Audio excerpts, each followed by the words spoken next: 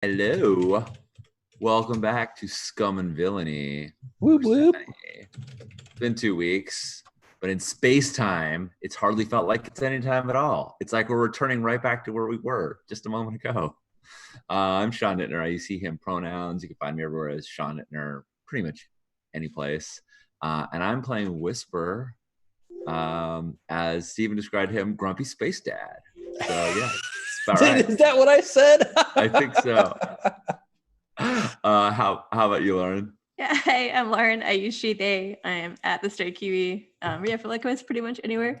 I'm playing Dipper today. Dipper uses they, them, and I keep saying sad robot, but they're a bit more like really naive and then terrifying when they beat people up and are like, look, like I have a pet because a eel attacked me on the ship and it's just too cute to like let go, I guess. So yeah, I'm looking forward to digging more into Dipper. How about you, Steven? Hey everybody, I'm Steven. I'm Silent Osiris on the internet. I use he, him pronouns. I'm playing Scion, who is a mystic and apparently has a complicated familial relationship with his family who showed up in the sector last time. I can't wait to see what on earth happens with us on board of this prison ship that we're invading to go rescue someone for the creepiest, definitely normal human that we've ever seen. Jen, take it away. Hello, I'm Jen Martin. I use she, her pronouns. You can find me on Twitter at 10penjen. I normally play Space Grandma, chain-smoking, alpaca-owning Space Grandma, but today I will be playing the scoundrel Samara Vosa. So we'll see how that goes. I don't know her well, but I feel like that's appropriate going into this mission. Strash, what about you? Let's try that one more time. Hey, I'm Strash. I use he, him pronouns. You can find me at Strash A on the Twitters, and I will be the GM. All right. Sorry, that's my feeble attempt at overcoming the inertia of daylight savings time. But I think I just want to say thank you to chat, which is already filled with amazing people that are talking already, and it gives me energy. So let's talk about last session real quick. Just in a quick recap, it was one of those downtime episodes, and during the downtime, we spent some time on the Cove, which is the pirate station. You folks got doused in cred chits. There was a charming scene where Dipper and Scion were actually bonding over intoxicants. We found out that Dipper can have altered states of consciousness by dipping Urbot filaments in different frequencies of light, I think is what we ended up going with. And apparently their internal coloring changes when this happens. We got to see some cool scenes between Sean's character and the Pirate Queen. We got to see our mechanic being pretty dope and like fixing stuff, looking at like strange garden hydroponics, playing with Urbot tech, repairing Dipper, and we got to meet a 9-foot tall, creepy individual who's a perfectly normal human, who offered a job, tried to convince you to take the job from the Agony, which you agreed with by extracting more money from the contract than was initially offered. Good job, players. And am I forgetting anything? We had originally taken a contract to, what was the other one we were going to do? Was it Ocean Knives? Yeah. Hot swap. Go on. Sorry, Sean. Take it away. Oh, no. It's fine. We're going to help our friends over in the Ashen Knives. They put a bounty out on somebody. Somebody caught them and then was like, but I want more. Yeah. And we're going to, offer them the same, which probably means offer them nothing at all. Take them. And but we'll see. We'll see. But yeah, our bounty is to get back a bounty that's already been caught by another bounty hunter. Yep. But then we got a little sidetracked by we got an offer we couldn't. It was definitely an offer we couldn't refuse. So we're gonna have to we're gonna take a look. But I believe your crew has planned to try and just like lickety split 1-2, try and catch 2 bounties in a row. They're both in the IOTA system. There, it seemed possible. Yep. So I think that this is going to be a very interesting set of missions, particularly the second one, depending on what kind of shape your ship's in after you exit this one. Yep. Yeah. So we'll Yeah, see. I had a question about this one. We started this as a infiltration mission. We were sneaking on. We had the codes. We grappled on. Got into the thing, and then when we encountered the first little first Urbot drone, things didn't go so well. And I wondered. I don't remember. Did we fully blow our cover? Is it? Are we now on an assault mission, or is the alarm clock just close to being filled? No, they definitely know that something's up because Dipper reached right through their security drone. So they've sent people down, but the phrase blown cover usually indicates that someone's seen your faces and knows who you are, which is not the case. You folks did manage to like grapple on appropriately, and they do not have your location 100% because your engagement roll was very good and the blow, as it were. So one of the things about clocks and plates is that they change fictional position, right? Like it's not nothing happens until the clock is filled. It's they represent a fluid set of fictional like things that are happening. And so you're on a Legion ship. It's a pretty small clock, right? Like it's a 4 o'clock. You started with some very bad codes, which, Sean, it comes from your acquire assets roll, so it was a poor class code.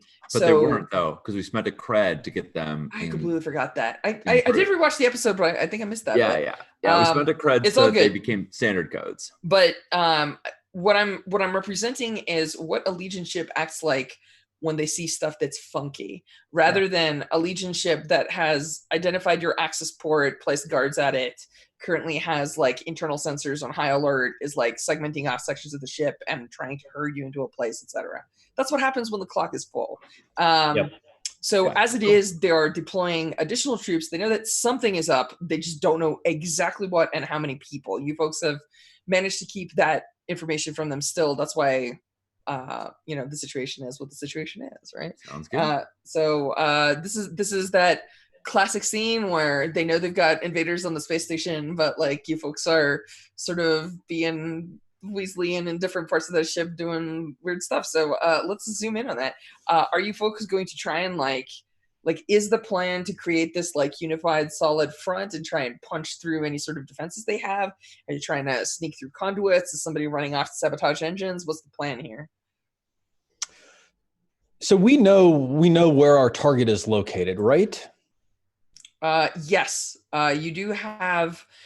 Sean asked for this specifically, and you have plans for this type of vessel, which means that, among other things, you know pretty clearly which sort of cells people are stored in. So you know the prisoner number, and because you know the prisoner number, you also know like roughly the corridor that they're going to be in.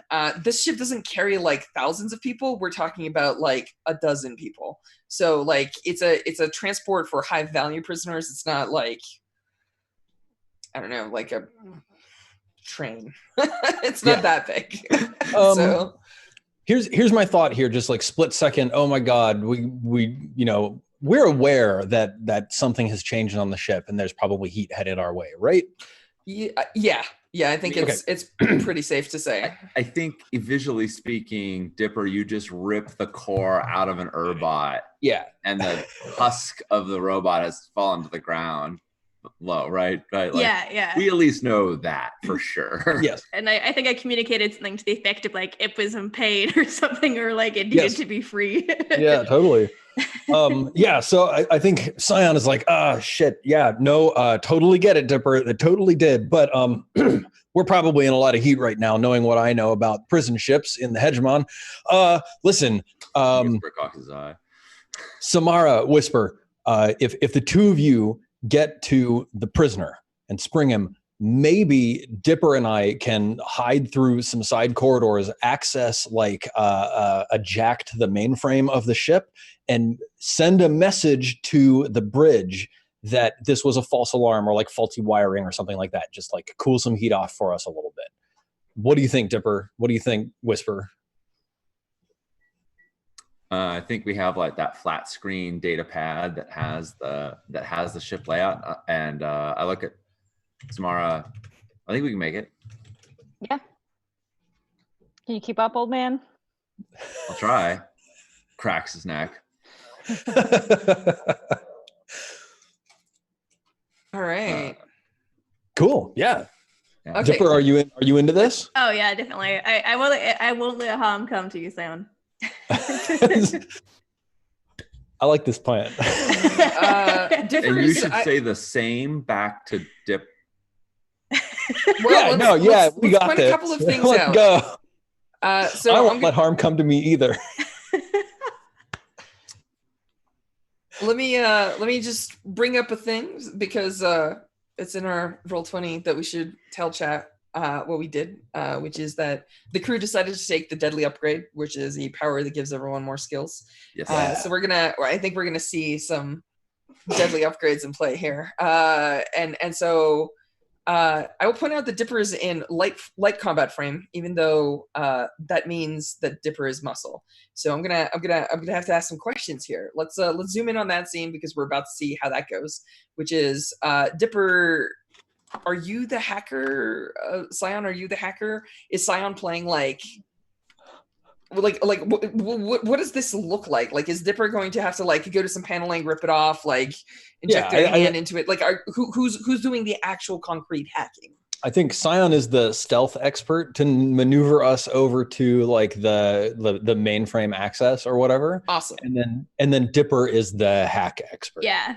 Though Sion is not so secretly angling for a desperate hack like assist or group role. I'm 100% into this. Awesome. Yeah. All right. So let me paint a picture. I think there is a corridor and there is a security station. So effectively what you have is two individuals. One of them is sitting at a terminal and there is a bunch of CRT screens in front of them because we're in the future. And it's got the horizontal flickering, anyway, because you're filming a screen in the exactly right. Anyway, the point that I'm trying to make with all of our green text being typed on slowly is that there's one person in like they look like they're like still putting on the last pieces of their like combat armor, right? And they're pointing at screens that are just like, yeah, give me cameras on this sector or whatever. And the other person's like typing, and neither of them necessarily sees you. But in order for me to announce future badness, we see a bunch of troops moving through the corridor. So we see like a couple of extra drones deployed that are headed down somewhere, and then we see like another random corridor shot with about half a dozen, so like 6 people or so, and a commander like rushing through it, and like they've got weapons and stuff in. So you folks can see that the heat of the ship is of course rising, but like you folks are looking at the backs of these two individuals. They look combat competent and capable. And what I'm trying to announce also is that you may have people on top of you here sooner rather than later. So stealth expert, what's the plan? Even though Dipper's in stealth frame, I believe. Yes.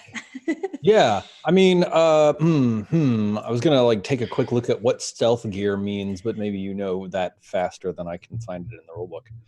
Well, I think Dipper's current frame has cloaking technology. Yes. Yeah. And so Dipper can actually, I think, turn somewhat invisible. I don't know if that helps you much, Sion. Well, Sion's a couple things have crystallized in Sion's experience recently. I think like sneaking out of his compound late at night to go like bullseye womp rats in his T-16 or whatever has suddenly come back to him in his current circumstances. So let's see: spy gear, disguises, voice modulators, mini cameras, thermal camera scanners. Did you say there was like a camera in this hall? Or no, that's not. Yeah, I mean, they're just like watching the screen. Yeah, they've got like half a dozen cameras around the ship, but like you folks, I assume that your team has done due diligence, right? Like you didn't pick an access port that was immediately viewed, and you've largely been sticking to the shadows. You're not going to be able to do it indefinitely. So basically, what I'm saying is like somebody's probably going to have to make a sneak roll. Like, yeah. I mean, if you're like, no, instead I use my psychic powers to crush all cameras in this corridor before we rush them. I'm like, okay. So we're looking at this person who's looking at the monitors, right? Dipper and I? Oh yeah. Totally. And like the mainframe access is beyond, or is that it? It's in this room. Like like you folks are competent scoundrels, right? Like there'll probably be like a cool scene of Dipper either interfacing with this particular like shelf of blinking lights and keyboards, or somebody will just like pop a thing and pull out some wires and plug in a hacking device of some sort. I don't know, but this is a place that security feeds are routed through, so you should be able to deal with security issues and send signals from there, I guess. Cool. All right. Yeah. I mean, I think I'd like to like sneak up right behind this guy so that like we can just like body him and then start interfacing. Okay. Dipper, there are two individuals. Let me just be clear. Oh, there's two. Okay. Yep. Right. One person's typing and one person is like pointing at cameras and totally giving directions. The person that's pointing is currently in beefier armor. The other person looks like they're, they've got like a military jacket and like their hat is sitting on a desk somewhere. So like they're in cloth, right? Like they're not in power armor.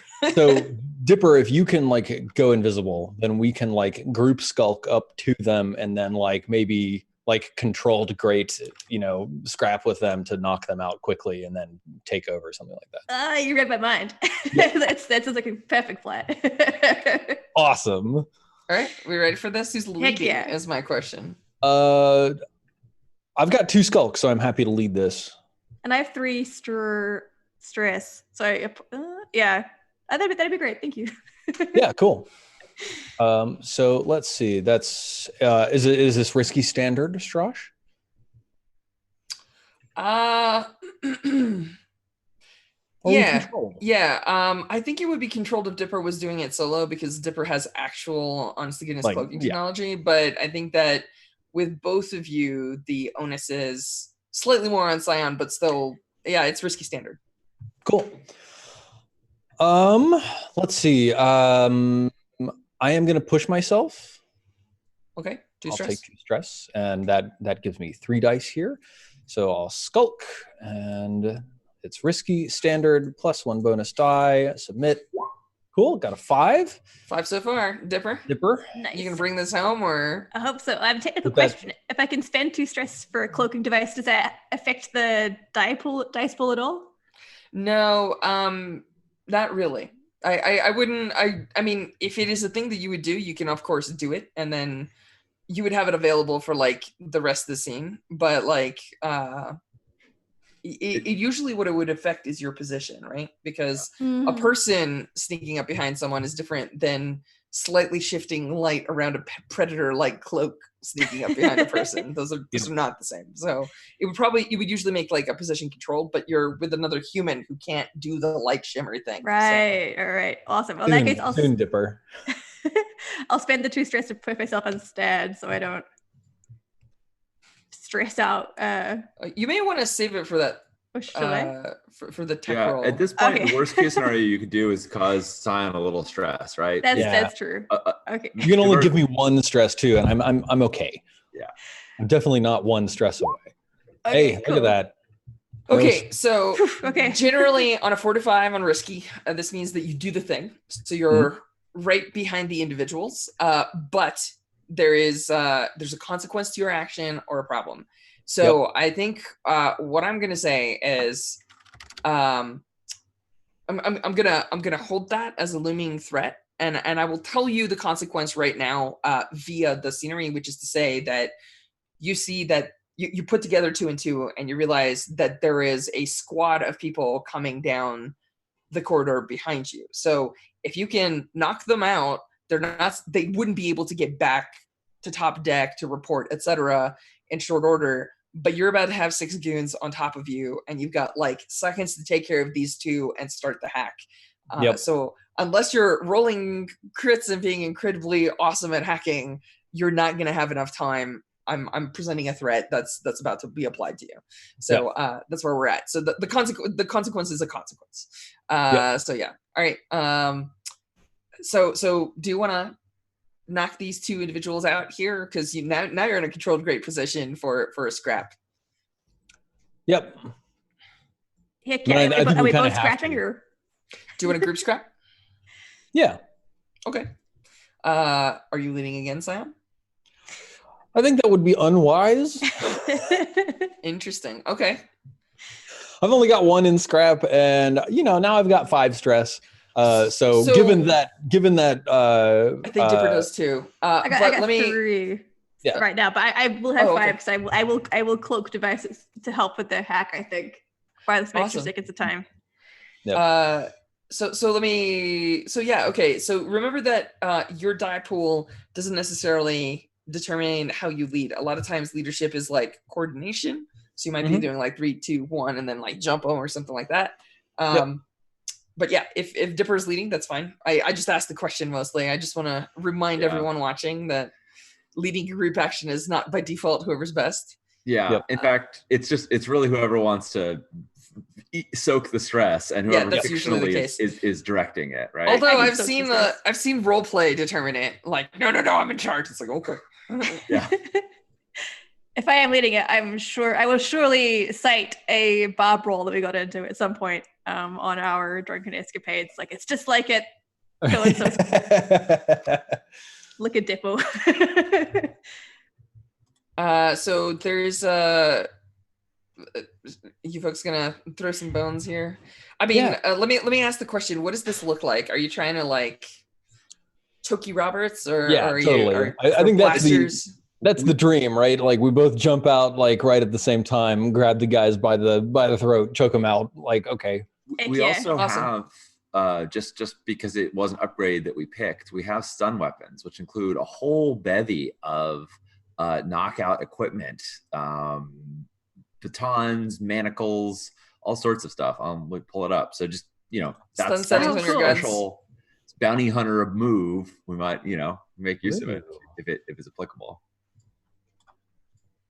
Now I have to pull up what those all are. But I was trying to find those as well. Those would be under like the Cerberus, right? Yeah, they're under Cerberus. Yeah, stun batons, 1 load, stun settings on blasters, but not the heavy kind. Yeah, I mean like so like we're at like controlled grade. What would wielding a stun baton do for us? Nothing. It's fiction, right? Like it goes. It also determines sort of like the kinds of consequences I would apply, because if you're grappling an individual, if you're an Urbot grappling an individual who's typing on a keyboard, your consequences are probably limited. But if you're a human who has soft squishy inners trying to grapple somebody that actually has space armor on, who may or may not have heavy blasters, your consequences are different. So like if you're like, I'm jabbing this person with a stick in the back of their neck and they're getting electrocuted, I think about how much time there is, and that's how I apply conditions and stuff. Yeah. Got it. Things like knockout drugs and stun grenades. I don't know. Stun grenades is probably not a good plan on this, but I don't know. We have restraints too, which is not useful in this moment, but it might be useful after they've been knocked out. So I in my mind here, so like are Dipper and Scion aware of the encroaching people? I think not. I think that Dipper may have registered it, but they're like, it's on a screen. It's like right in front of you. Like, it's right in front of us. It's not going to be a secret. I think that you're a competent crew, and I think that you're in a controlled position. So like maybe both of you clock it. You're both smart. The camera zooms in on that, so the people know, and then it doesn't zoom in on your faces being like, wait, didn't notice. So like, yeah. I think as we're sneaking over, I like point to the guy in cloth, and I just pull out a hypo. Nice. I've got some knockout drugs on me, and then I point to the muscle guy, and I point at you, Dipper, and I go. It's nice. so good. And then we do the 3, 2, 1, ha! And then Perfect. I think it's one of those moments where like somebody grabs someone, the person resists, and they get thrown into like the wall next to the door, and they hit the switch. So the door is closing, so we only see the action through like the tiny window, and like the camera's rolling up on it slowly, and you see people getting like thrown left and right. So let's make a roll. Let's see how it goes. Yeah, 12 great. It might end up much worse, but it might also end up great. Take a peek. I don't know. You put Dipper in a fist fight, and things are on your side. Look at that. Oh yeah. No problem. Controlled. Great. I think you even rolled 1, 2, few dice. So you do not have the move to combine sixes, but it's pretty great. Both of you do exactly your job. Oh, Everyone gets knocked out, and then there's like a second here. So Dipper, what does this hack look like? Oh yeah. So just want to point out, just in case you get it, Dipper, you have one more die on this because of Wrecking Crew. Oh, that's right. Go ahead and roll. You might not do anything, but you could crit. I could crit. That's true. I might as well roll it. Yep. Yeah. Okay, I'll quickly do roll. Just roll a d6. D6. Ah, almost. You were close though. You were close. Awesome. Yes, I think like on Dipper's antelope frame, it has a little like allusion to a sort of like biology and nature, because I think like the fingers on this suit are kind of vine-like and sort of like twist to a point, but then like when Dipper interfaces, like the ends of their fingers like split apart into little tiny tendrils as they interface with like the paneling, and then it kind of like glows blue as they connect, and then Dipper's eyes like start to flicker very, very frequently as like information's passing between them and the technology bits. So that's amazing.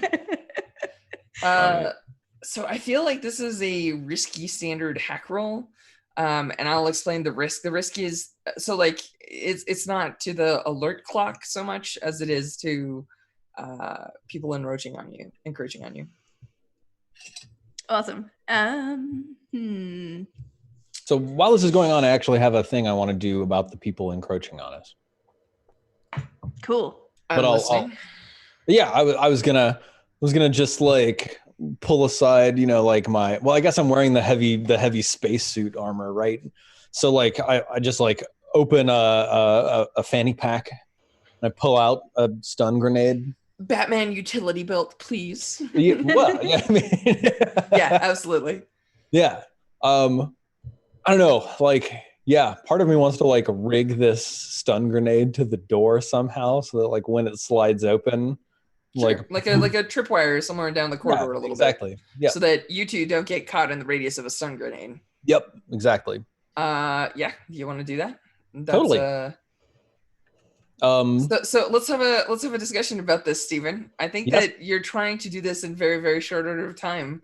I could see this being desperate, and I know that you mentioned you wanted to make some desperate rolls. Are you feeling it? Yeah, I am. Okay, all right, let's do it. Do we have a gambit? I think that we do. We have two. Oh man, then I'm two thanks to Samara. I'm definitely gonna chomp one of those to get myself a die. I want one moment. I don't know if this would happen or not, but I don't know if Cyan has any thoughts about this, but you're in like this sealed room. You're ostensibly maybe safe. And maybe there's just a moment where you remember that Whisper said, and you should be watching out for Dipper too, as you're about to go into this hallway with a grenade and potentially have everything go wrong. I just hope that everything goes well. And if it doesn't, I hope you remember what I said. Beautiful. I lift the grenade to my face and I smooch it gently. This one's for you, Whisper. Thank you. Yeah, I'm going to spend one of our gambits. So I'm setting us down to one on that. And that takes the stress, that takes the place of the stress cost that I would spend for pushing myself to gain +1 die. So I'm rolling. I could do both, but I'm at 5 stress. Totally fine. So I'm not going to. Not pushing. But yes, I'll roll 1 die here. And would this help set me up for the hack? Is that? Yeah. It might, like it'll mitigate takes away the stuff. immediate problem of somebody walking. So it'll take you from risky to controlled, for example. Cool. And you said this was desperate standard? Yeah. Cool. So no, actually, I think it's so let's have this conversation. I think it's desperate limited, and I'll tell you why. It's because stun grenades don't do a whole ton against power armor. Now you could rig it so that it's like above eye level, and you notice that some of them are not in regulation, like helmet, and they could like blow from above as opposed to like from below. There's a whole bunch of things that you can do that could make it go right, but I think it's I think it might be desperate limited because they basically have quality on you, right? Like their gear is better than you. Yeah. Like this is your tier 0 coming into play. Like if you had a stun grenade that'll cut through like Legion armor, that's a different story, but you don't. Could I trigger a flashback to a setup action to help with this? I mean, yes, players can always flashback. Yeah. Go ahead, Sean. Yeah. So if that's okay with you, Steven. Yeah, absolutely. I want to improve your position or effect. Cool. I want to give you an excuse to push yourself for only one stress. So we had that discussion. You say this one's for you, Whisper, and it cuts back to that conversation where where I was like, "Aren't you going to say the same thing?" And you're like, "Yeah, I'll watch out for my back too." Yeah. And I think the camera cut away then, but now we cut back, and Whisper's like, "Listen, you little punk, we're in this together. It's all of them against 4 of us, and if you don't start paying attention, we're all going to get killed on this ship." And this is just Scion and Whisper. Like there's like very quiet, very close. Whisper is already headed away. Yeah. And he says, when they come, and they will come, aim for the head, because they aren't on alert. They aren't on alert yet. I want you to, and I think this is based on Whisper's experience with the Imperials and yours as well. These vain assholes care more about how they look than being well guarded. Yeah. Anyway, can I add one tiny touch? I'm sorry if I put words in your character's mouth, but I feel like no, this would please do. Please articulate. I think it's one of those things that you tried teaching at the academy, but you know that many of them did not absorb as a lesson, which is that excellence is a function of your actions, not of who you are. They think they're better than you because they're Legion. They're not better than you unless they act like Legion, but many of them don't. So yes, Whisper said that. Yeah. Sounds like aim for the head. So got it.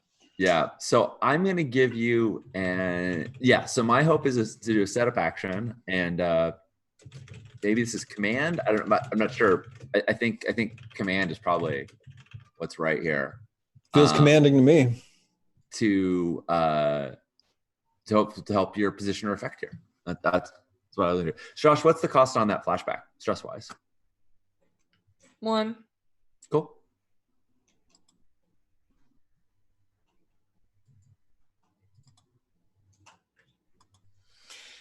And I presume controlled? Yeah. Well, maybe. Let's talk about that. Yeah. How is Scion taking this? Like, what kind of consequences is there for Whisper pushing you? For all his rough housing with Whisper, Scion actually likes Whisper. And I think Scion acts blasé in dangerous situations in order to blow off his own steam. But he actually knows it's dangerous. So when Whisper's like, "Listen here, you little shit, this is a dangerous thing," like, I think maybe even like Scion knows that it's dangerous, but like stepped one step further into like, "Oh yeah, right, this is actually really dangerous territory.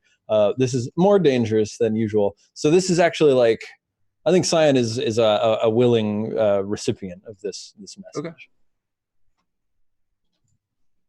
Cool.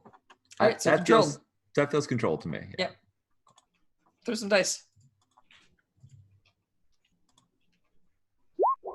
Oh. Or not. Yeah. Yep. Cool. So we cut back to the lips caressing the. This one's for you, Whisper. Yeah. If you choose, if you choose, just I feel like it's my job to say this. I know you're really short on stress, but you can push for effect. You go ahead, or you could just put some limited dents in them, and then you'll be up against 3 individuals instead of 6, and it'll be fine. So that was to me that I could push for effect. Yes. Yeah. Just so you know. I think you could just save it and just be like, "It's cool. I'll take care of the remainder." With some sweet action scenes in a second. So, like, do I now pay 1 stress for pushing myself?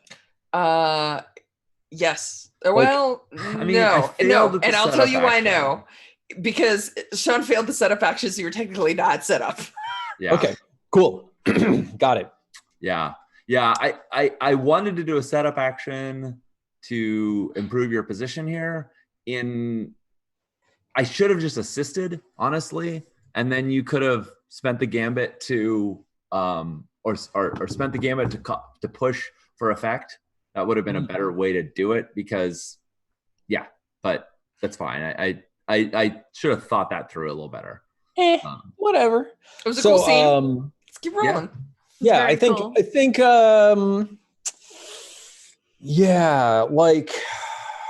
think I am going to push for effect. Is it okay if I take the remaining gambit for that? Because I'm pretty high, and I would like to spend some stress later for. There's only one condition on that statement. Yeah. So when you use the way to guide your actions and pay for stress cost, you have to explain how the way is guiding you, right? So you are effectively like feeling paths of fortune and probability. You're feeling like the mystic flow of the universe. So what is it that you do? This is the whole like scene where Luke is just like, I don't need this. I'm just going to shoot missiles with my good, right? Like, so like, how is the way actually paying for your stress cost here? So I'm planning on using one gambit to pay for one die, and then a second gambit to pay for effect. Yep, that's fine. So like, I think the idea here is like, I want to rig up this grenade so that when the door opens, it goes off, like almost like, like Claymore style, like blasts all of them. They're all stunned. We get off scot-free. Awesome. And so like, I don't know a single thing about like rigging anything. So, when I'm trying to set this up, I like look at the door and I sort of reach out with my way sense in order to understand more about like how I could rig like a tripwire up to this mechanism in order to like pull it. So you've done this before, and I wanted to sort of bring this forward maybe a little bit, but do you reach for an echo in time and sort of like read the future and see how it comes out, and then like the grenade goes off and you see somebody step over it and then like pull out a blaster and shoot you, and you're like, you just like adjust the tripwire like height or something? I think that's part of it. And then also, in fact, I think that's a really good metaphor for like everything that's happening, because also I'm seeing like what happens after the grenade goes off, and like I'm like, okay, not up here, but actually 2 inches to the left, that gets at a weak point on one of these guys' helmets and knocks him out instead of leaving him alive to pull that blaster to shoot me in the chest, and then Dipper's real sad, and none of us want that. All right, roll some dice. Oh man, here we go. Take your last gambit away. We got that desperate standard now, and I have one bonus dice from pushing myself, and here we go. 50% chance of success. Oh no!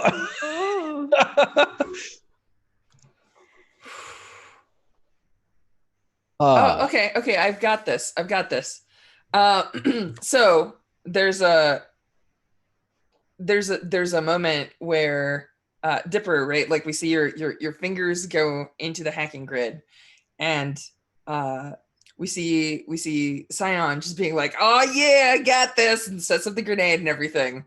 And then you see the squad coming towards the grenade, and Scion's got like a blaster and is like hiding around a corner or something. And right before somebody hits a tripwire, one of the soldiers reaches out and grabs their shoulder. And then you see like the helmet come off, and it's a lady. She's got like a couple of braids in her hair, and her hair is this like really odd pink color. And she stops, and you see her like looking around, and like all the soldiers sort of like almost defer to her, even though she doesn't have like the bars of like command on her uniform. And you just see her like look forward, sort of be like, oh no, you didn't. And then there's this like telekinetic wave of force that ripples forward, and like the grenade detonates, but she takes that whole force concussive wave. And Dipper, you just see Scion's body like fly in and bounce off of a console. So Scion, you're going to be taking, I'm so sorry about this. It's like level, so Desperate is level 3 harm. And so like, that's what you're taking. You're going to be taking like level 3 harm, bad concussion. Like you're going to get trounced pretty bad here. So let's see. Would you like to resist? Do you have so we had talked about me wearing that that specialized suit of armor. Oh yeah. Which that gives me heavy, right? Yeah. Two armor slots. That's correct. I've taken that 2 armor slots. Yep. I'm going to use 1 armor to reduce that down to level 2 harm, and that would be a prowess resist. Mm-hmm. Yeah, because even though it's technically a way power, it's like a very physical one. So like prowess sounds perfect. I got shoved back against a console. Yeah, I'll resist by rolling prowess. Okay, so you can spend both armors and then test it down to 0. Yes. Or you can spend 1 armor and test it down to 1. Is that what you want to do? The second one? I think.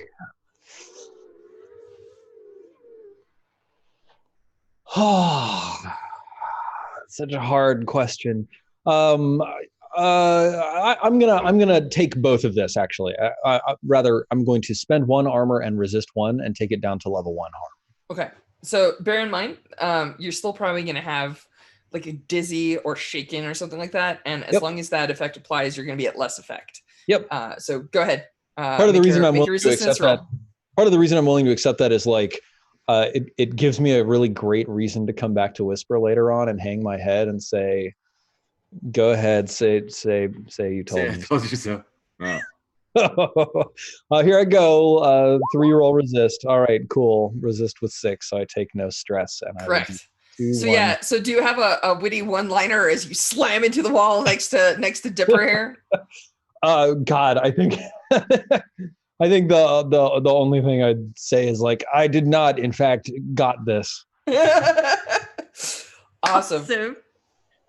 Dipper, do you have a comeback? Because I was about to switch cameras to the other team. Well, I was going to say, in that time, could I have done a hack while all of that was going down? Yes. So your hack was supposed. I'm about to have a really quick discussion. Your hack was supposed to be controlled. It was going to be all good. Everything was going to be fine. Your hack just went too desperate. So if you want to throw some desperate hack dice, I have no problem with that. Don't forget to mark your XP, Steven. Heck, ta-da! Heck yeah. I was thinking, go Sean. Oh no, just a silly little detail. You have that big red mohawk on the helmet, and I envision that like the metal plate that you slammed into is dented where that mohawk just like smacked it. I was thinking the mohawk is now like this. Yeah. Oh, very cool. A bed talk. Yeah. Oh yeah, I was thinking like, well, Outcome is pretty much blown. Like they know that at least 2 people are here.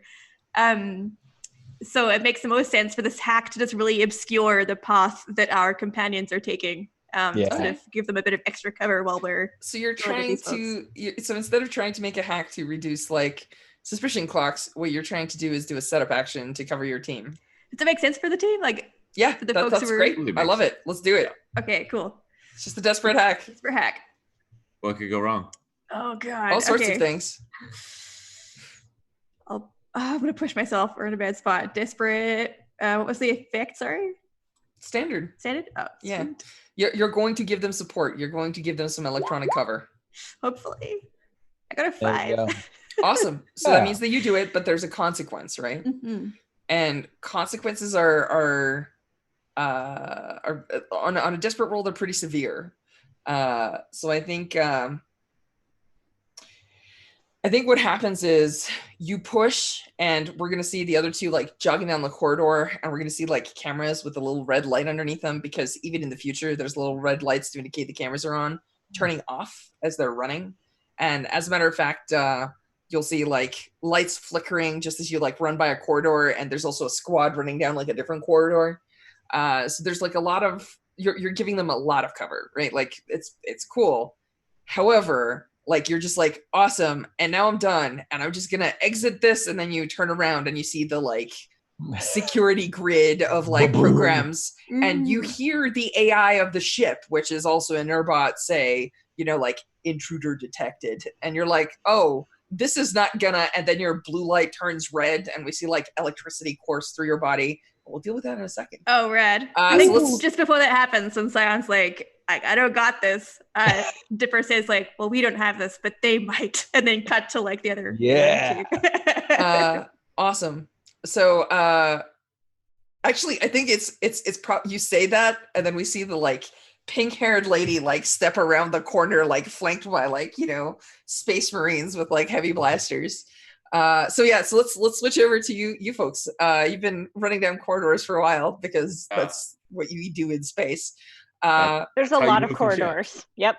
Yeah, so I'm gonna say that let's have a discussion. Do you want to like do you have a how do you want this plan to go, right? Like, do you want to like drop down from a ceiling? Do you want to like bust through guns blazing? Like, what's the theme of the scene when you folks reach the cells, the prison sector? When we started this, my intention was to go very undercover, right, and very stealth-like. But you know, when the intruder alarm goes off, that plan changes. And I don't know. Tell me, Sean, what your thought is. But I was thinking that we would just cut the fucking door open. I mean, I was feeling the same way, but then Dipper and Scion said they're going to cover us, they're going to turn off the alarm, they're going to buy us some time, right? And I have all this faith in Dipper, right? And so the alarm goes off. So here's the thing: the alarm goes off, and I want to see that moment. So like when the red lights go on, and you see the like alert, and like internal intruders, like. How do you two react? Well, I wanted to back up a bit though, but before we knew the alarm went off, I was inclined, Whisper was inclined, mostly because I want to have we're crawling through vent shafts, having a conversation with each other, to take the sort of stealthier option, presuming that we weren't going to raise it. Presuming that we had that option still available to us. Exactly. I think that's fair. So let's talk about that option. I think that for maybe 30 seconds, you're not sure if you have that option. So feel free to have any dialogue you want in that time, which is what I'm asking. Yeah. But after 30 seconds, you realize that all of the guards are running the other way from you. Yeah. So you're at first you're just like, oh, the alarm is up, our gig is up. So what do you do? But then like 30 seconds later, you're like, wait, the alarm is up, the gig is up for somebody over there, not necessarily us. Then what do you do? So I think I put it together right away that our partners have done too good of a job distracting. Yeah. And that the heat's probably on them. But I'm cool with that because they're not actually my friends yet. Yeah. But I think I make some sarcastic remark like, oh, your friends maybe did too good of a job. So like give you a heads up. And are you like dropping down so that we can move faster? Or are you thinking like forget the crawling through the vents now because what's the point if everyone's running away from us? Probably, yeah. Yeah. Okay, cool. Whisper grimaces and hops down behind you and is like, yeah, no, I too good a job sounds just about right. And as as we start moving along, you spend a lot of time walking through Imperial prison ships. Have I? No. Yeah. Have you? This is my first. I know these people, but I haven't seen that. But thankfully, I haven't been in this part of it. Not yet. Kind of look around at cells. So yeah, I think at this point we're just moving, we're hustling, right? Because there's no point in trying to be stinky. Right. Awesome. So I think you drop out of a vent. We see that classic jogging next to each other through white corridors. I don't know why they're white. They're always white. You just you're having this dialogue, right? And as you reach sort of like the sector, you realize that they left a couple of people on duty here. Oh, of course, right? Did. Mm-hmm. But if you recall, the commander on the bridge said, "Remember to take a couple extra people and some heavy blasters and reinforce the extra prisoner." Right? So there are a couple of people who are like, "All right, so obviously we're not going to be attacked." So they seem to be like. They're on alert because there seems to be like a command level officer here. They're in cloth, and there's obviously like the Space Marine looking like people in space armor. So yeah, you folks like see them before they see you. What's the plan? Nice. What are we doing, Sean? How many of them are I'm gonna say that there's like maybe 4 total. They're divided into several groups. There's at least one person in front of a specific door. You can imagine that it's probably going to be the door you need to go through. Right. There's like one person at a console who's like basically like next to the like how to open doors console. Nice. And then there's like a commander with another person that has to be listening to them so that we know that they're the commander. So right? they're the other commander. And this is all like one big room with like multiple doors in it to different. Yeah. It's like a corridor with doors. And you realize that they're like, it'll hold, there's maybe like 10 doors to a side. It'll hold like a maximum of 20 people or something. This is not designed for like long-term incarceration. It's like a 1-week trip, right? Like, and it yeah, like maybe there's like a circle with a couple of special rooms near the front so that like, you know, you can watch them or something in case they're extra bad. I don't know. And does it seem like they're responding to the alert? Like any of them are going to peel off, or is this? No. It seems like there may have perhaps been like you'll see like an extra cup of coffee, space coffee, and like, you know, like someone's like gun leaning against the wall or something. Like, so clearly there were like maybe 10 people here guarding this, and like most of them have peeled off. And like what you're seeing is like the people that are the skeleton crew that's been specially requested to reinforce this position. And sorry, I'm asking some questions. I just want to know our option. I do have a detonator in case that would be helpful. I have a detonator. That will immediately raise the heat of your job. I'm sure it will. Yeah. Everyone you throw is extra heat. Yeah. Is this what Samara says? Like, I have a solution to this. I have a detonator. I mean, I think she probably doesn't say it. She probably just like picks it up off her belt and is like waggling eyebrows at you because she really wants to use it. I think she can skulk, but she really likes to blow shit up. Yeah. All right. I'm like, let's make that option 2, maybe 3 or 4. And I like reluctantly put it back on my belt. 2 more questions, Josh. Everybody here is in uniform. There's no way we're gonna look like any of them, right? Yeah. I mean, you could just be like, I have a plan, and then we can flashback to you folks go into like a closet or a gym and like pulling something out if you want. I like that one. It'll cost you stress though, because like that's slightly unlikely. Yeah, absolutely. But I think impersonating some of them is gonna be very is gonna be important. I think we see our faces and then flashback to us opening up like crew lockers, and then when it zooms out, we're in. Okay, so I think it's 2 stress, and you're in the correct uniforms. Nice. I can soak that, Sean. Also, I do have forged documents with me. Beautiful.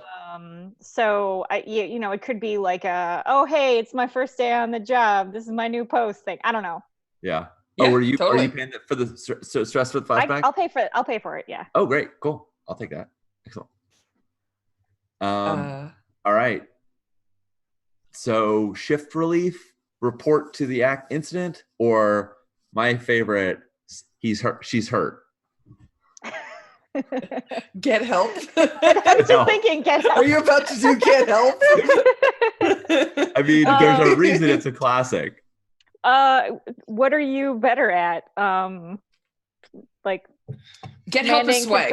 Yeah. I got a 2 in sway. Yeah, why don't you I'm not bad at it. So let me get this straight. Sean, I know that you're like ideating here, but on screen what we're seeing is Samara pulls out a detonator. You're like, let's make that plan too. And you're like, if only we could look like them. And Samara's like, actually. And then we see like 1, 2, 3, like Samara's like ripping open a locker. We're seeing you like put on a hat. We see Samara like put on like some armor. And then Samara's like, and also like you're walking back down the same corridor and Samara's going like, and I have transfer papers. And then you're like, let's do get help. And Samara's like, let's see your get help face. You're like, please help me. And she's like, I'm doing get help. Right. I think I'm going to assist you in doing get help. And I'm going to be the one, you know, this old man is going to have an injury. Having a heart attack or something. All right. Yeah.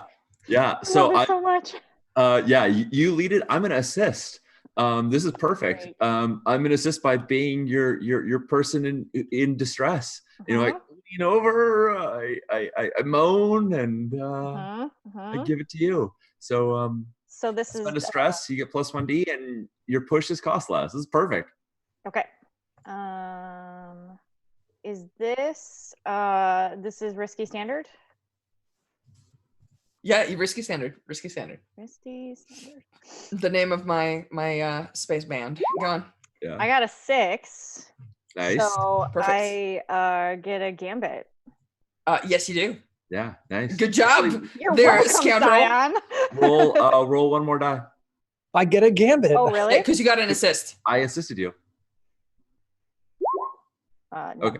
Well, Okay. So no consequence. So let's have a conversation about this. They're suckered in, and you're in a real good position right now, right? Because you're like you've got the arm around you, right? And Yep. we've got this person like, you know, like, ah, right? And you're like, so what's your pitch? Are you just like, they're right behind us and then you try and lock them out? Are you trying to just like get them real close and then just be like, ha ha, stun grenade? Or like, what's the plan? I don't know. Sean, how good are you at scrapping? I'm okay at scrapping. I think get them close and stun grenade makes a lot of sense. How are you at scrapping, scoundrel? I have a 1 in scrap. Okay. So yeah. You did just generate a gambit. Oh, Yeah. I can try and set you up to you know, I can try and get them all in one place. And you can, you know what, if they're all paying attention to me and you throw a stun grenade and it hits me too, like that would suck, but I could be prepared for it. Yeah.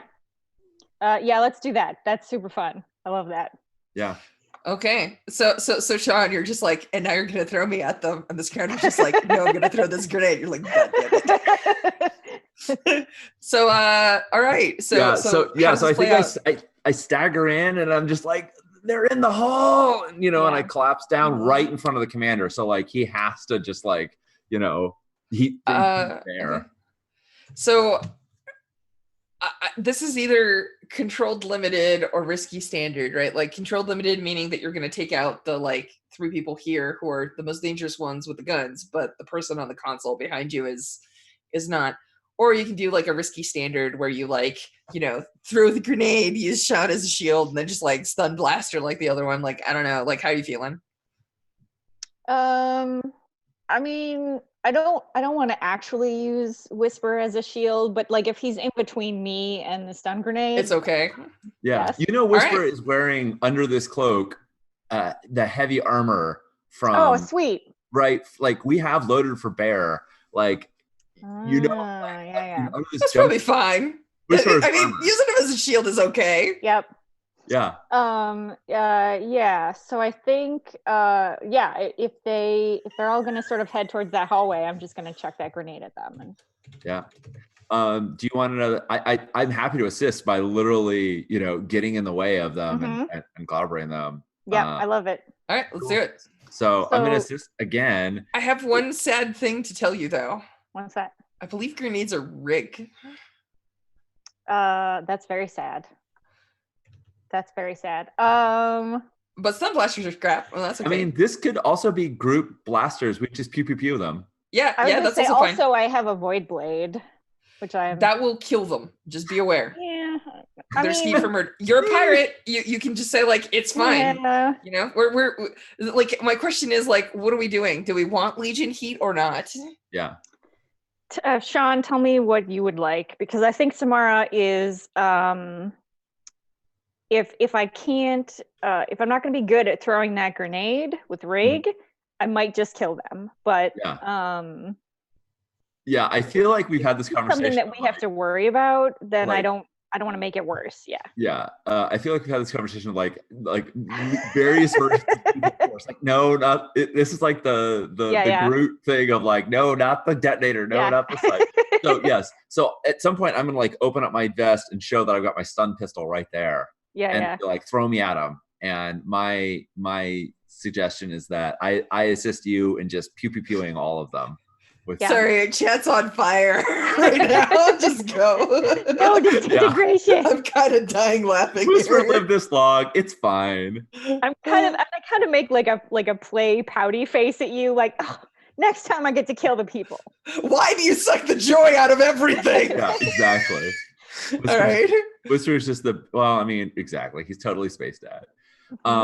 And like the black winged angel there. I think I think you hear him grumble something like Ula would understand. And she would is the thing. Yeah, Ula would have more sense about this. And I say we stun him. We take the one guard. I'm gonna go. We take the one guard who's actually ready, like with a weapon at the door. Focus on them, and then it's a blaster. It's a blaster shootout.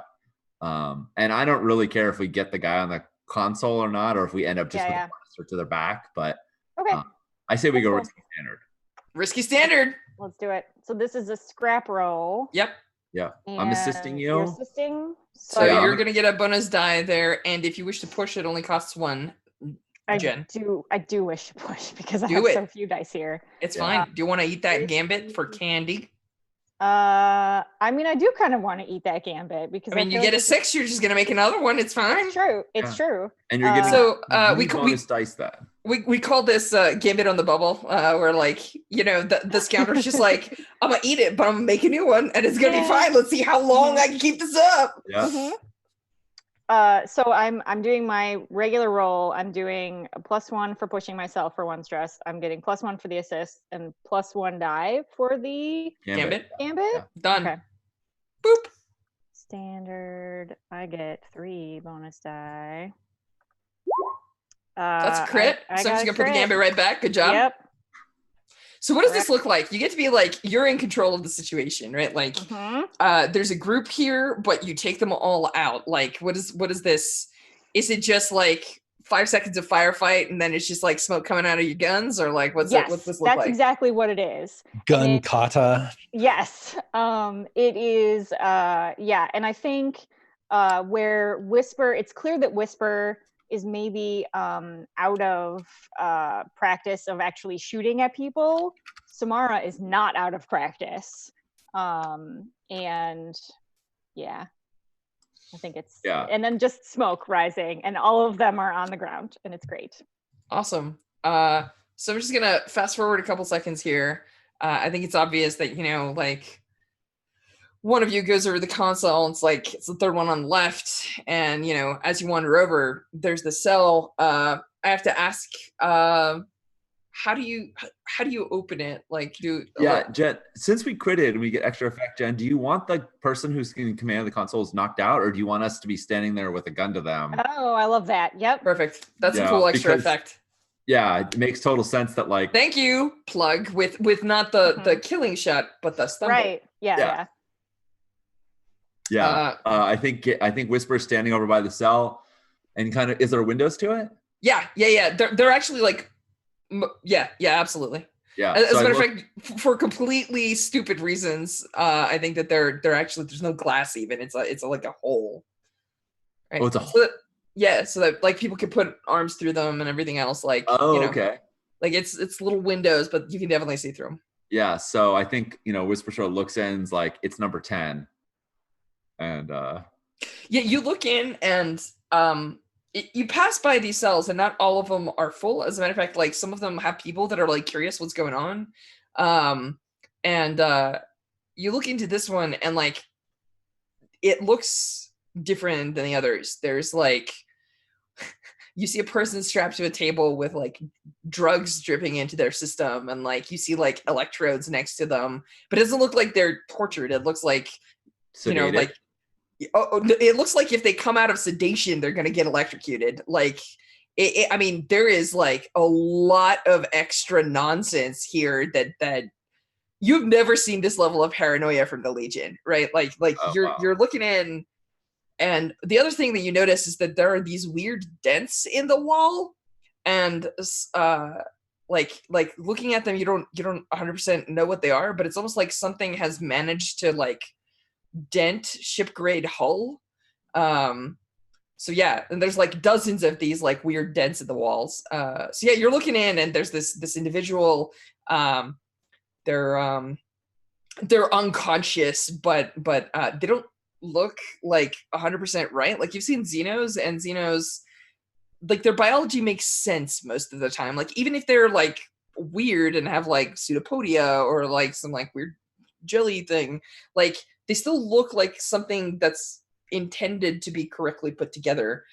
This looks like a human who's been changed, right? Like they have like blue skin. There's like, it's almost like they have these like horns on their head that look like they've ripped their way out of their skull, and like there's like an eye where there shouldn't be an eye, but it looks like it's somebody that's been like modified rather than somebody that's like, you know, naturally occurring that way. Right. And then like as you're looking in on the scene, and you know, like the door, like you see the green light turn on and the door like whooshes up, there's somebody goes like, what's going on? And then somebody else like right behind you in the cell says, I don't know, I'll ask. And he goes, hey buddy, what's going on? Is this jailbreak?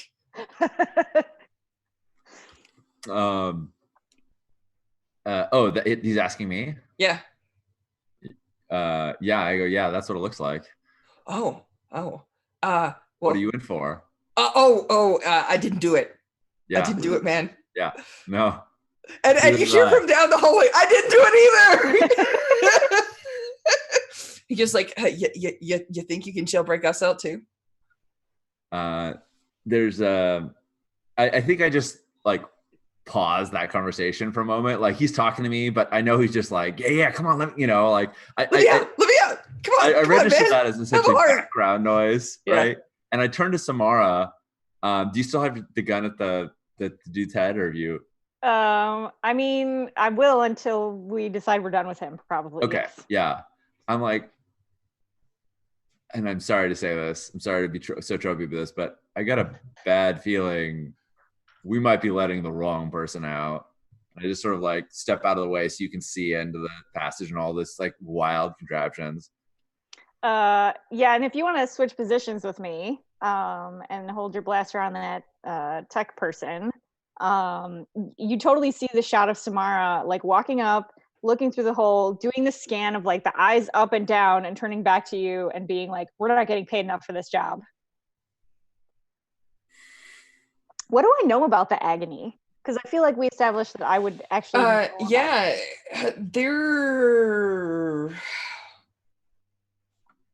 So you know how like necromancers have a bad rep where all necromancers are supposed to be evil? The agony are like that for mystics. Like there are a couple of mystic groups that everyone's just like, yeah, they're just a little too far gone, right? So like the agony literally implant way creatures inside them, and they're called the agony bees because they're in constant pain, and the ones that can bear the most tend to get the beefiest. And cool.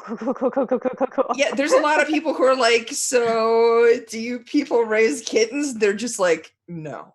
And so nobody's 100% sure what their plans are yet, because that's downtime actions, and you can make you can make rolls to know kind of like what they're up to. We could just be judging them because they seem different than us and we don't know any better. Yes, that is clearly why.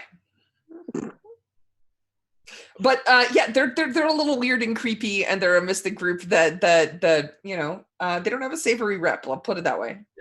Yeah. Look, when we took this job, we knew we were going to be we knew who our client was, and if we remember, like he was creepy and weird to begin with. I mean, you don't have to convince me. I'm a fucking pirate. I was paid to, or I will be paid to let this guy out. I'm gonna let this guy out. Yeah. So you're convincing yourself here, Dad. Slow the roll on just plugging things out. I turn to the guy. I'm like, undo all of that. Undo all of what, sir? Whatever is plugged into him. Oh, I'm not a med tech. I'm not certified. I don't have that certification, which you know is technically true. But you hear one of the prisoners saying, I'm a doctor, I'll take it out. Let me out. Push the button that deactivates. Push the button that deactivates the all the equipment, and I'll give you a clean clock on the chin rather than giving you three hours of headache when you wake up from the stun blaster. I want to command him. Well, actually, don't worry about it. I think he'll do it. I was just, I was mostly going for like the funny one-liner of like, do you think you'll put a shot in my leg? Because like, I don't want to wake up and then like everyone just be like, you just rolled over, you know, like, yeah, right. It's like, are you sure you want the leg, not the arm? Like, Sure. No, you know, what was better? Conversation. Like, where do you want to be shot? Yeah.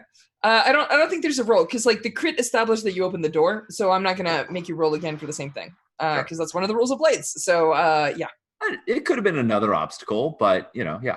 I don't think that this person's like, you're clearly in control of the situation, and there are some hard asses, but this person saw you folks take out everyone in seconds, and this console isn't so secured that they think that if they stall, you're gonna have trouble. So they're being somewhat helpful because you people are terrifying.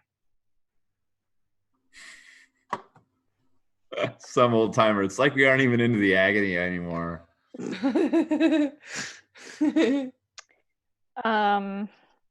I mean, I think so. It sounds like the challenge isn't getting the door open. The challenge is getting the safety protocols off the prisoner. Yeah. That's what I'm telling him to do, is deactivate. Right, and he's like, I can't do that. Right. I think he will. He said he couldn't, but. Oh! You want to try and command him, see what he does? Absolutely. I'm all like, right, let's do it. He said, I'm not a certified amazing. med tech. I don't care. Push the button. Right. I mean, okay. Roll some command. Let's see how this command is more like to see how desperate he is and what he does and what kind of effects that has. Yeah. What's the position effect? Controlled standard. Sounds good. I'm loving the side of Whisper, by the way. Nice. Cool. Do you end up in a risky position? You might end up in a risky position. Hang on a second. I'm open to being in a risky position with Samara. Yeah, right. Having Samara with me is a risky position. Give me just a sec. Let me take a look at my chart here real quick.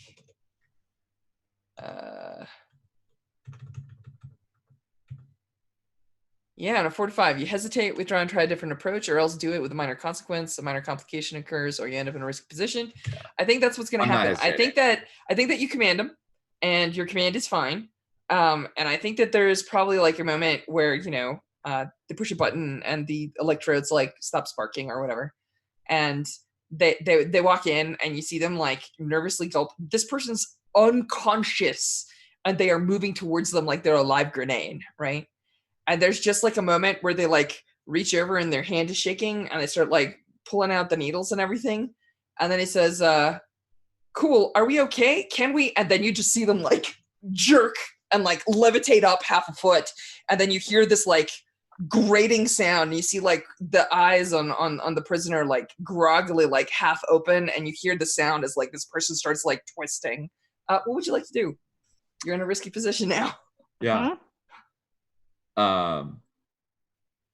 You said, what is twisting? The prisoner? You see nothing. You really wish you had a mystic because they could probably attune and see something here. Right.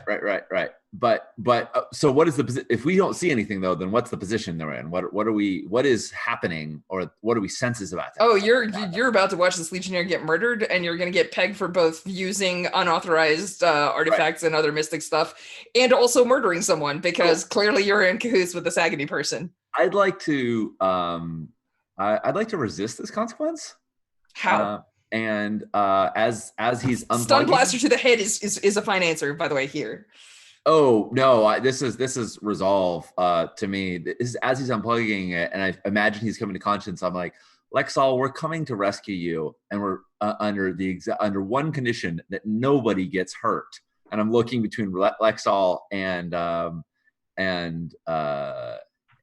Samara. Resolve resist this? Yeah, let's see some dice. Yeah. You're also secondarily no trying to convince Samara not to kill anyone. Yeah. Exactly. So I'm resisting with resolve. This is a consequence of a resolve action. It makes sense, I think, in this case, that I'm telling Lexall not to kill, not to hurt anyone. Because I mean, obviously he's dangerous. The dents in the walls, everyone being terrified of him.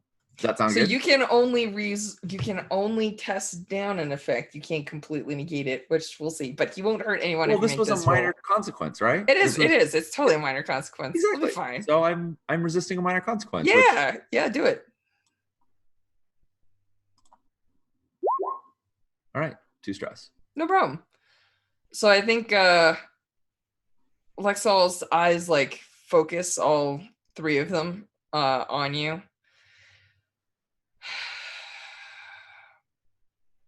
And you see like you hear the grinding stop, and the individual like gets lowered down to the ground. And he holds your gaze like he's just like, are you going to say anything about this? And like you realize that you can still see what looks like a handprint around the individual's throat until like he passes out, and then he just like lets him crumple to the floor. Very well then. We understand each other. We're here to get you out.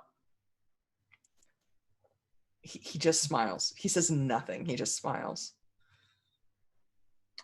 Samara, what kind of how piratey a pirate are you? Are you the type of person to let all the prisoners out and let them run around and cause havoc? I actually, do you want to be pirates? I kind of actually would love a really quick scan around the room to see if I know any of these people. Oh, Someone nice. suggested it in chat, and I was like, I might. There's a fortune roll. Yeah. There's a fortune roll. I feel like they are scummy scum. So maybe, do you feel like 2 or 3 dice is appropriate for this fortune roll? I mean, it's pretty likely. You seem to know people. I do know people. People like me. They talk to me. I'm gonna go with 3. You're a likable person. Appropriate. Yeah, you know a couple. At least by reputation. Maybe you haven't shaken their hands and like, but like maybe you've drank with one in sort of like one of the parties that the Banshee Queen has on Cove. So yeah, you definitely know some of them. And they definitely come in different kind of like levels of badness. Sure. Like there's probably like, I don't know, there might be an assassin there who's like got a body count, like a serious body count. But like there's also like a guy who's just like, I'm sorry, I was an engineer on a pirate ship, but my ship blew up and they captured me and now they won't let me go. I'm so sad. Like, you know, there's varying degrees. And then there's this creepy McCreeperson with horns and a third eye in a room. Yep. It's a mixed bag. I think if I could have somebody who's like a friend of a friend, I will absolutely let them out. And invite them to come with us. I'm trying to weigh as a pirate if I would be making more enemies or more friends by letting people out and then just not including them in our escape effort. It's a mixed bag. I will roll some random groups and I will increase some and decrease others. Okay. I will tell you that if you let all of them out, you might be able to get a couple extra scratch at the end of the job because they clearly don't have cred on them, but like they might be able to bring some, not a lot, probably just a couple, but like, you know. Yeah. But also like, well, I don't know. If we don't let the assassin out and they don't go to Supermax, then we're in trouble, maybe, because then we have an assassin coming after us. Or I do, against me, I guess. No. Consequences like this are against the crew. Against the whole crew, okay. Oh yeah. This is going to affect all of us. We could also let them out and see if they want to take over the ship and just leave them be. Whisper is very much like, I'm going to do this job. You know, I'll randomly banter, but Whisper is not intending to let anyone else out. We're going to do this one job. It's already unsavory enough. Not going to make it worse, but. And is Whisper halfway down the hallway when he realizes that all the prisoners are out of their cells, or like, what does this look go. like? But I think I totally let them all loose because that very much feels like a detonation action, and I didn't get to use my detonator. So let's have a conversation. Sorry, I believe that. So Jen, last episode when we first met Samara, the first line you ever said was, "I am very greedy." So my question for you is, how greedy are you? Which is the same question I asked last time. Well, I'm greedy, but I also have a wide streak of self-preservation. and my own self-preservation is worth more to me than cred. So I think I would bet on a safe bet to get us more money, but not it's not a like super risky person that I would bring with me. Okay. If that makes sense. Okay. Somebody who is probably a bad idea to bring with, but not like another, Lexol, let's say. I don't think there's No, nobody else in the there's same not. category as Lexol. Lexol is a living hand grenade. Yeah. In fact, I'll do you one better. I think the person who I invite to come with us is probably my ex, because that's just fun. All right, awesome. So do you let just one person out? Do you let like 5 people out? No, I let everybody out, but I only awesome. bring my ex with me. Okay, Right. so you're just like, here's the bad news. We only have so much room on the ship. You're gonna have to like and the assassin basically draws a knife and says, "Fight you all for it." Lexol just looks at them, and the assassin's just like, "Nope, nope." And you have no idea because like you've looked at the body count of this assassin. You're like, this is not a person that flinches to violence, but they will not. They're just like, you have no idea what they've seen. Cool. I think I'm gonna do like a little thing, and I hope that Lauren and Sion will forgive me. I want to point out that I will give you 100% a chance to do something awesome in this terrible situation that I'm about to place you in. But you failed some desperate rolls. So I feel like this is appropriate. I'm into it. Okay. I would like your consent and buy-in because consent is important. But I promise I will not abandon you, and I'm not just going to put you in a box. However, I think this is probably when the speakers crackle to life, and a voice that nobody else on the boat except Sean recognizes says, "Greetings, intruders. This is where we see if scum like you have any code of honor. I would like you to know that I have your compatriots in my custody. If you wish them, you will turn over the prisoners in short order and surrender yourself to further, legal proceedings. And if you don't, I will blow you and your tiny spaceship wherever it is hiding out of space permanently. Do I make myself clear?" This is the commander of the vessel, by the way. So, and I think we cut to commercials there. Is that cool? Yeah. All right, we will see you all in a second.